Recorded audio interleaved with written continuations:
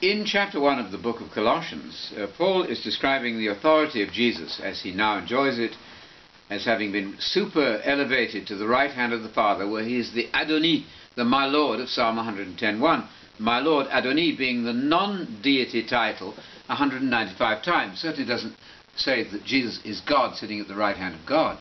So what about Colossians 1 then? This is Paul's statement about the ultimate authority and position of Jesus under God the Father, of course. So in verse 15, he speaks of the preeminence of Jesus. He is the image of the invisible God. Well, he's obviously the visible image of the invisible God. And everything there shrieks at us in terms of Adam. Adam was in the image of God. Jesus is the ultimate image of God, what Adam should have been, could have been even. He's the ideal human person, human being. He's the firstborn. Firstborn is a title of preeminence. Firstborn does not automatically mean that you are chronologically the first in the family. We know that. In Psalm 89 it speaks of the firstborn being the highest of the kings of the earth. That's very clear. He's the supreme ruler, the preeminent one of all creation. For in him all things were created. Now our translations are terribly misleading here. By him all things were created. The average reader understands it to mean that Jesus was the creator in Genesis. That unfortunately will contradict the entire Old Testament picture of Messiah and the very clear description of Messiah in Matthew and Luke. People are not rooted in the synoptic accounts of Matthew and Luke, showing that Jesus came into existence as the begotten Son of God in Mary, supernaturally begotten.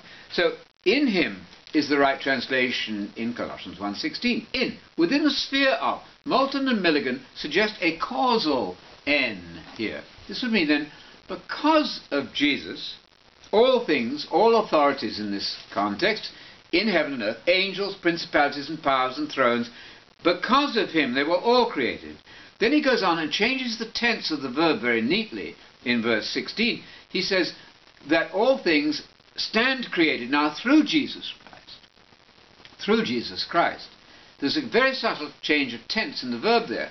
The first is the aorist. All things were created, a divine passive, by God, understood. All things were created by God because of Jesus. And all things now are being created, stand created in the new creation through the plus the genitive, through Jesus Christ. And of course they're all for Jesus Christ. God is giving this wonderful new creation to his Son as a gift. So I'm making this Christological suggestion here that in verse 16 we have an interesting change of tense. We have in Jesus here, were created all things. And by all things he's talking in this context about authorities, thrones and rulers and so on. So in Messiah, all things were created. That's a divine passive. Were created by God. Now the N here can be translated in different ways. Moulton and Milligan suggest because of Jesus, all things, all authorities were created by God. And through Jesus, a different preposition, the plus the genitive, would mean the ongoing creation, the new creation. So with a very clever, subtle alteration of verb tense here between the aorist and the perfect tense, Paul is now directing us to the new creation, which is ongoing in Christ and is being made through Christ. And in every case, this is about authorities, thrones, rulers, and powers, and so on. All of these things are through him and for him at the end of verse 16.